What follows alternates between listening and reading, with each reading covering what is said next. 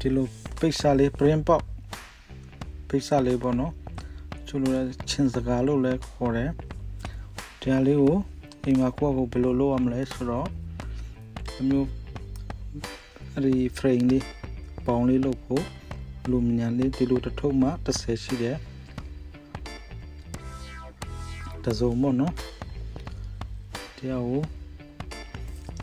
ဝယ်ပြီးတော့ print ပေါက်ရဲ့အလျားအနံတွေတိုင်းပြီးတော့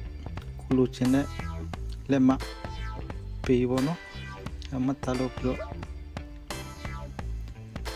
ဖျက်ရပါမယ်ဒီဟာလုပ်တဲ့ချင်းချအတိကျလုပ်ဖို့တော့လိုတယ်ဘာဖြစ်လို့လဲဆိုတော့တကားပေါင်ချိပြီးသားမလို့နည်းနည်းအမှားမခံဘူးမှန်လို့ဆိုရင်ဆောင်းတာတို့ဟိုတို့မလုံတာတို့ဖြစ်တတ်တယ်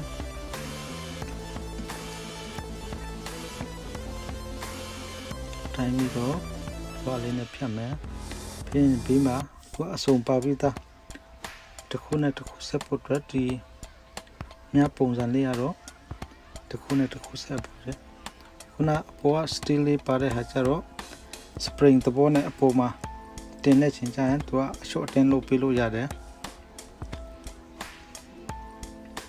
ဖြတ်ပြီးတော့ပဲဆိုရင်တစ်ခုချင်းစီဆက်မယ်ဒီနေရာလေးမှာစကားလေးကိုပိတ်စာလေးကိုတမ်းမဲလို့တော့ဒီပိတ်စာကြတော့နည်းနည်းဈေးပေါ်တဲ့ဟာဆိုရင်ဒီဟာ9ချက်တန်ဖြစ်တယ်ဘောင်က30ဒီဟာကြတော့9ချက်အခုကကြတော့သူကရာဘာလေးပေါ့နော်silly dot sil ပုံစံမျိုးပေါ့အဲ့ဒါ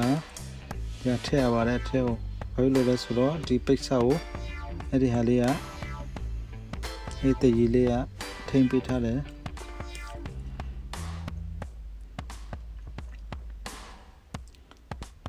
ဒီဟာလေးကို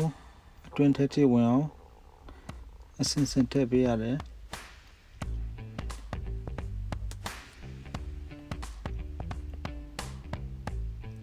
ကျွန်တော်တို့ဒါပလတ်စတစ်ဒါအခွန်လေးနဲ့သုံးတယ်ပစ္စည်းအစုံမရှိတဲ့အတွက်ကိုစင်ပလီယာတစ်ခုခုနဲ့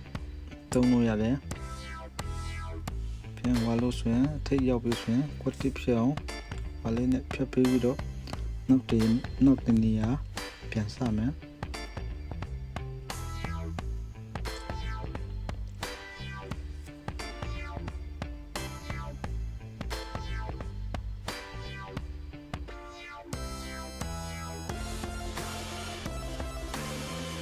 ဒီလိုဒီဟာ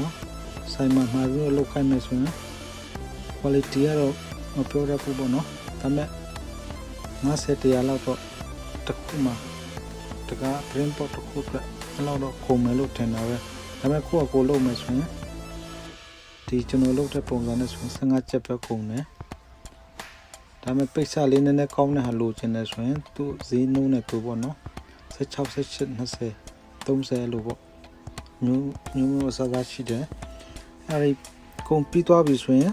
ပိတ်စပိုးတဲ့ဟာလေးတွေကိုအဲဒီဘောင်ပေးလေးကနေဖြတ်ပေးရမယ်ဒီဖြတ်ပြီးသွားပြီဆိုရင် print ပေါက်မှာတက်ဆင်လို့ရပါပြီဒီလို print ပေါက်မှာခုန spring လို့ပါတဲ့ဟာလေးကိုအပေါ်ပိုင်းမှာထားမယ်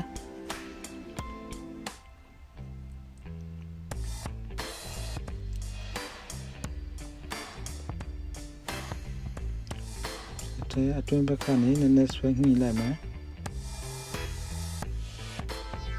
ဒီလိုဆိုရင် print ပေါက်